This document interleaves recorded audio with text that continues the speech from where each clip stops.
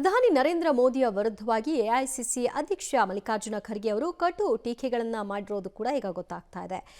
ಸುಳ್ಳು ಹೇಳುವ ಪ್ರಧಾನಿ ದೇಶಕ್ಕೆ ಒಳ್ಳೆಯದಾಗಲ್ಲ ಅನ್ನುವಂತಹ ಮಾತುಗಳನ್ನು ಆಡಿದ್ದಾರೆ. ಜೊತೆಗೆ ಆರ್ಎಸ್ಎಸ್ ಮತ್ತು ಬಿಜೆಪಿಯನ್ನ ವಿಷ ಅಂತ ಕೂಡ ಬಣ್ಣಿಸಿದ್ದಾರೆ. ಈ ವಿಷವನ್ನ ರುಚಿ ನೋಡಿದ್ರೆ ಜೀವ ಹೋಗುತ್ತೆ ಹೀಗಂತ ಒಬಿಸಿ ಸಮ್ಮೇಳನದಲ್ಲಿ ಖರ್ಗೆ ಕೊಟ್ಟಂತಹ ವಿವಾದಾತ್ಮಕ ಹೇಳಿಕೆ ಎರಡೂ ಪಕ್ಷಗಳ ವಿರುದ್ಧ ಒಟ್ಟಾಗಿ ಹೋರಾಟವನ್ನು ಮಾಡಬೇಕು ಅನ್ನುವಂತಹ ನಿಟ್ಟಿನಲ್ಲಿ ಕರೆಯನ್ನು ಕೂಡ ಅವರ ಕಾರ್ಯಕರ್ತರುಗಳಿಗೆ ಕೊಟ್ಟಿದ್ದಾರೆ. ಪ್ರಧಾನಿ ನರೇಂದ್ರ ಮೋದಿ ವಿರುದ್ಧವಾಗಿ ಆಗಾಗ್ಗೆ ಖರ್ಗೆ ಅವರ ಕಟು ಟೀಕೆಗಳು ವ್ಯಕ್ತವಾಗ್ತಾ ಇರುತ್ತೆ. ಆದರೆ ಮೋದಿ ಮತ್ತು ಆರ್ಎಸ್ಎಸ್ ಎರಡೂ ಕೂಡ ವಿಷ ಅಂತ ಅವರು ಬಣ್ಣಿಸಿದ್ದಾರೆ.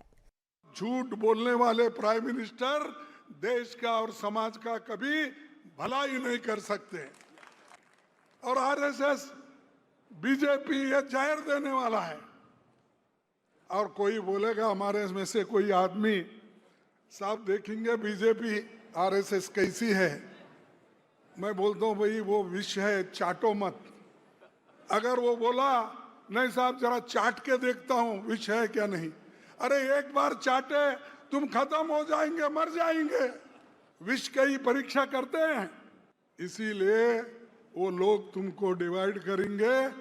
आप हिम्मत के साथ एक होकर अगर एससी एसटी माइनॉरिटीज और अपर कास्ट के भी जो जैसे देश को बनाने में भी बहुत से लोग थे, ऐसे लोग हमारे साथ अगर जुड़ गए तो कांग्रेस पार्टी को कोई हिला नहीं सकता और देश को बनाने में हमारा जो कांग्रेस पार्टी की देन है वो उसको कोई नकार नहीं सकता. ಒಗ್ಗಟ್ಟಾಗಿರಬೇಕು ಅದೆಲ್ಲ ಸರಿ, ಆದರೆ ಒಬ್ಬರನ್ನ ವಿಷ ಅಂತ ಬಣ್ಣಿಸೋದು, ಅವರು ದೇಶಕ್ಕೆ ಮಾರಕ ಅನ್ನೋ ರೀತಿಯಲ್ಲಿ ತೋರ್ಪಡಿಸೋದು ಎಷ್ಟು ಸರಿ ಅನ್ನುವಂತಹ ಚರ್ಚೆಗಳು ಕೂಡ ಈಗ ನಡೀತಾ ಇದೆ. ಮತ್ತಷ್ಟು ಮಾಹಿತಿ ಕೊಡ್ತಾರೆ ನಮ್ಮ ಪ್ರತಿನಿಧಿ ಶಬ್ಬೀರ್. ಆಗಾಗ್ಗೆ ಖರ್ಗೆ ಅವರು ಮೋದಿ ವಿರುದ್ಧ ಆರ್ಎಸ್ಎಸ್ ಬಗ್ಗೆ ಮಾತನಾಡೋದು ಸಹಜ, ಆದರೆ ಈ ಬಾರಿ ಅವರ ಮಾತು ಸ್ವಲ್ಪ ಅತಿರೇಕಕ್ಕೆ ಹೋಗಿದೆ ಅಂತ ಕಾಣಿಸ್ತಾ ಇದೆ. ದಿವ್ಯ, ಇವತ್ತು ದೆಹಲಿಯಲ್ಲಿ ಒಬಿಸಿ ಸಮ್ಮೇಳನವನ್ನು ಹಮ್ಮಿಕೊಳ್ಳಲಾಗಿತ್ತು. ಬೆಂಗಳೂರಿನಲ್ಲಿ ಮೊದಲ ಸಭೆ ಆಗಿತ್ತು. ಅದರ ಭಾಗವಾಗಿ ಈಗ ದೆಹಲಿಯಲ್ಲಿ ಕೂಡ ಎರಡನೇ ಸಭೆಯನ್ನು ನಡೆಸಲಾಗಿತ್ತು. ಎಐಸಿಸಿ ಅಧ್ಯಕ್ಷ ಮಲ್ಲಿಕಾರ್ಜುನ್ ಖರ್ಗೆ ಅವರು ಈ ಒಂದು ಕಾರ್ಯಕ್ರಮವನ್ನು ಉದ್ಘಾಟಿಸಿದರು.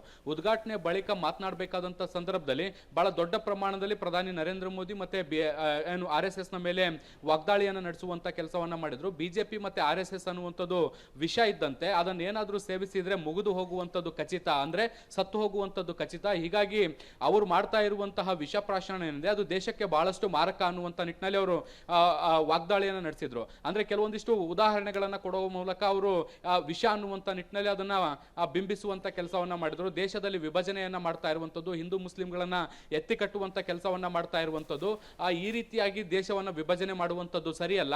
ದೇಶ ಒಗ್ಗಟ್ಟಾಗಿರ್ಬೇಕು. ಕಾಂಗ್ರೆಸ್ ಈ ಹಿಂದೆ ಎಲ್ಲ ಸಮುದಾಯಗಳನ್ನ ಒಗ್ಗಟ್ಟು ಮಾಡುವಂತ ಕೆಲಸವನ್ನ ಮಾಡಿತ್ತು. ಈಗಲೂ ಕೂಡ ಬಿಜೆಪಿ ಮತ್ತೆ ಆರ್ಎಸ್ಎಸ್ ನ ವಿರುದ್ಧ ನಾವೆಲ್ಲರೂ ಕೂಡ ಒಗ್ಗಟ್ಟಾಗಿ ಹೋರಾಟ ಮಾಡಬೇಕು.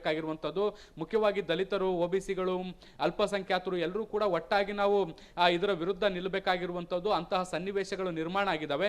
ಹೀಗಾಗಿ ಬಿಜೆಪಿಯ ಟ್ರ್ಯಾಪ್ಗೆ ಬಲಿಯಾಗದೆ ನಾವೆಲ್ಲರೂ ಕೂಡ ಒಗ್ಗಟ್ಟಾಗಿರಬೇಕು. ಕಾಂಗ್ರೆಸ್ ಕಳೆದ 70 ವರ್ಷಗಳಲ್ಲಿ ಏನನ್ನೂ ಕೂಡ ಮಾಡಿಲ್ಲ ಅನ್ನುವಂತ ನಿಟ್ಟಿನಲ್ಲಿ ಬಿಜೆಪಿ ಬಿಂಬಿಸುವಂತ ಪ್ರಯತ್ನವನ್ನ ಮಾಡ್ತಾ ಇದೆ. ಆದ್ರೆ ಕಾಂಗ್ರೆಸ್ನ ಸಾಧನೆಗಳೇನು ಅನ್ನುವಂಥದ್ದು ಜನರಿಗೆ ಗೊತ್ತಿದೆ. ಅದನ್ನು ಯಾರು ಕೂಡ ತಳ್ಳಿ ಹಾಕ್ಲಿಕ್ಕೆ ಸಾಧ್ಯ ಇಲ್ಲ.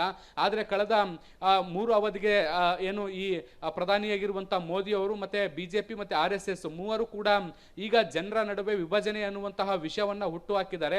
ಇದು ದೇಶವನ್ನಲ್ಲದೆ ದೇಶದಲ್ಲಿರುವಂತಹ ಜನರನ್ನು ಎಲ್ಲರನ್ನು ಕೂಡ ಮುಗಿಸುತ್ತೆ ಅನ್ನುವಂತ ನಿಟ್ಟಿನಲ್ಲಿ ವಾಗ್ದಾಳಿಯನ್ನು ನಡೆಸಿದ್ರು.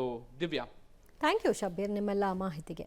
झूठ बोलने वाले प्राइम मिनिस्टर देश का और समाज का कभी भला ही नहीं कर सकते और आरएसएस बीजेपी ये जाहिर देने वाला है.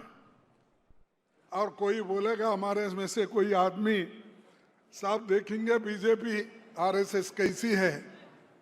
मैं बोलता हूँ भाई वो विष है, चाटो मत. अगर वो बोला नहीं साहब जरा चाट के देखता हूँ विष है क्या नहीं, अरे एक बार चाटे तुम खत्म हो जाएंगे, मर जाएंगे. विष की परीक्षा करते हैं, इसीलिए वो लोग तुमको डिवाइड करेंगे. आप हिम्मत के साथ एक होकर अगर एससी एसटी माइनॉरिटीज